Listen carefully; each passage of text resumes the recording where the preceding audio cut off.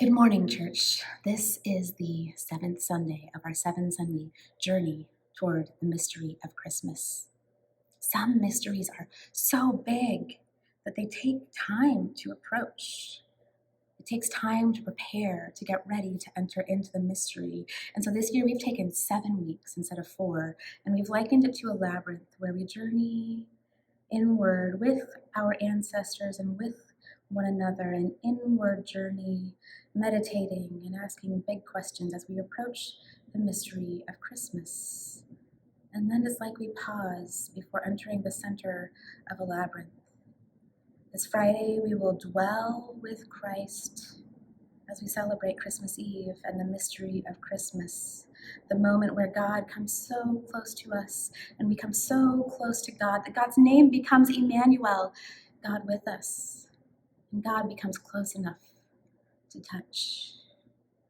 And from that touch, we will walk, holding the hand of the divine as they lead us on an outward journey. Through 15 days of Christmas leading up to our Epiphany Sunday, we're not going to do a midweek service, so we're going to do 15 days. Watch your email or connect with us to get the emails about daily devotionals leading us on our outward journey toward Epiphany. We are journeying inward. We will pause. We will journey outward. And this is our last Sunday on the inward journey. Also check your emails for a guide for a YouTube self-guided day retreat or spread out retreat, revisiting our meditations as well as some extra music to kind of prepare our hearts for the mystery of Christmas, that closeness, that touching, that God with us, where we will dwell. This is our last Sunday, and just a few more days before we come to the sacred moment of meeting. And today's scripture is the Magnificat. This is a special one for me, especially with you all. I don't know if you remember my very first sermon with this church before I was pastor here, before I thought I might ever be pastor here, back when I was naming a church and I was jealous of you all because I was like, oh, I would name my church Welcome Table, but they already did. I preached during Advent while pregnant with my oldest, and I preached on the Magnificat, and I talked about, pardon my French, what a badass mother Mary was. And what a badass mother our God is, standing up to all the brokenness in the world and defending all that is good.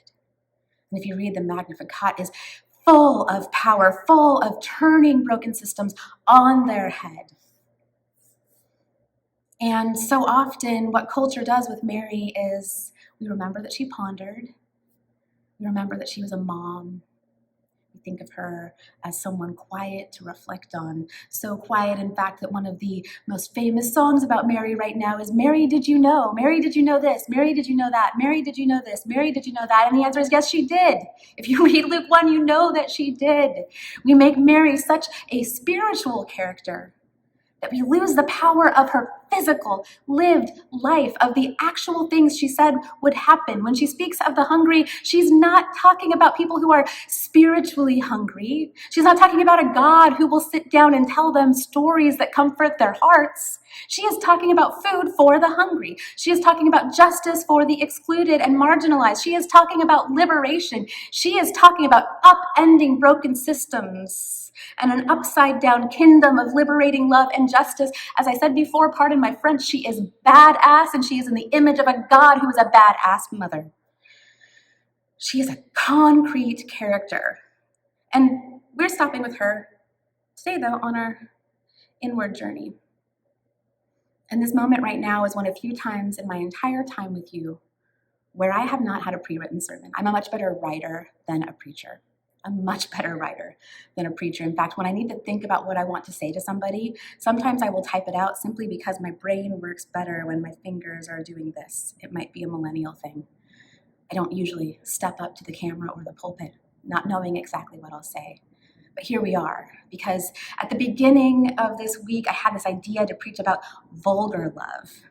A love that is concrete, a love that is gritty, a love that gets its hands dirty, much like birth and early infancy. It is dirty, it is grimy, it is disgusting. disgusting. It is painful. It is hard. It is exhausting. It pushes you to the limits of being human at the same time as it is your most anchoring moment in what it is to be human, to be embodied.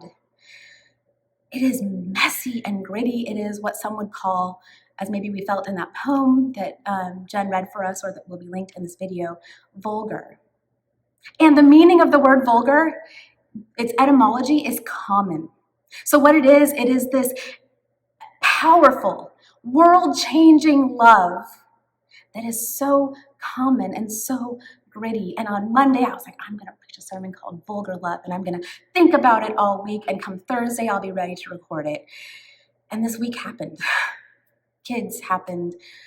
A 6-month delay in vaccinations for kids under 5, of which I have one, was announced. Omicron was announced. I'm trying to think through my head, what does that mean for Christmas Eve, for us as a church, for me as a mom of a little who it's recommended you all don't spend time with right now.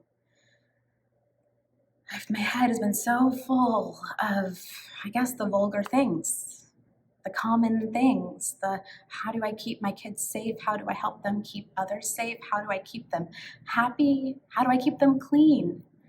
How do I keep them well? How do I clean my house with all these things swirling in my head? It has been a week of vulgar love. And so when I didn't come to a sermon on Thursday, I thought, well, I'll write one Saturday night and record it Sunday morning. And Saturday night, I was bone tired from reading about Omicron and what it might mean for my children and what it might mean for you, and how do we make our best choices for even this coming Friday, a day that I have so looked forward to be with you, to have my kids be with you. They need you.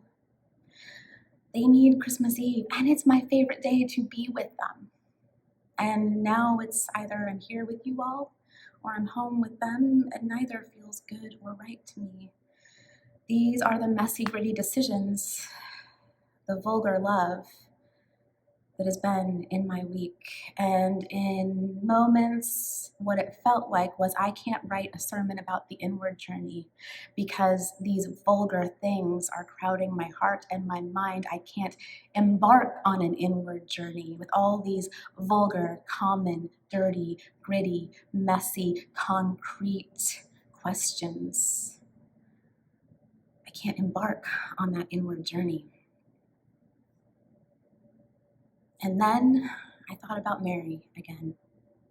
We're told that she pondered these things, she treasured these things and pondered them in her heart.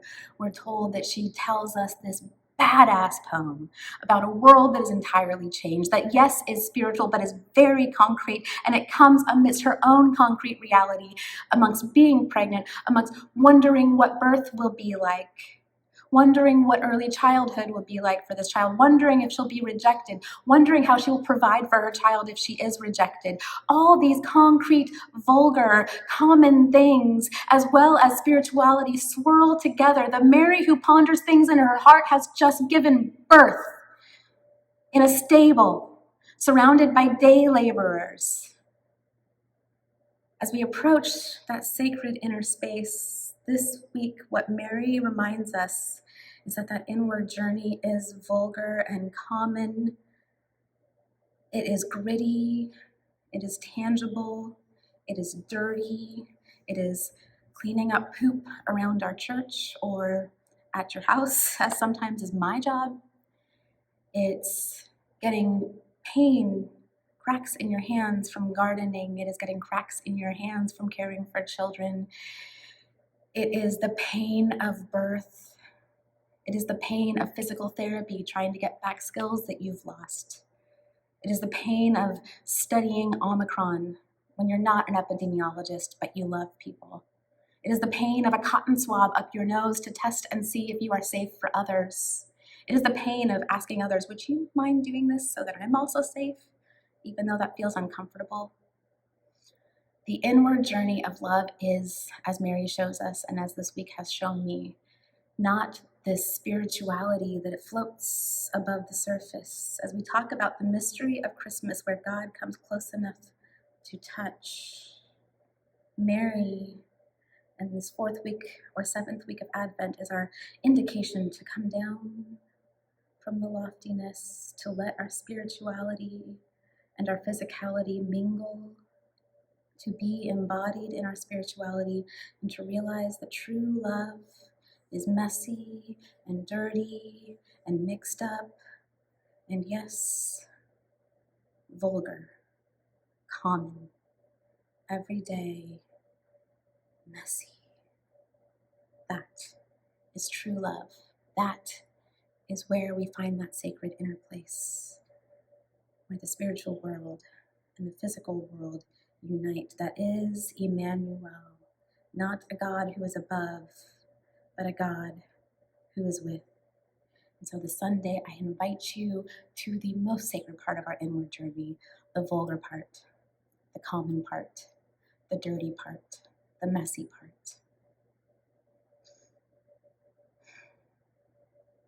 Walk with me these last few days toward the mystery of Christmas, toward the gritty, vulgar, real, common, and extraordinary mystery of Christmas, of the God who is with us, of the God who comes close enough to touch.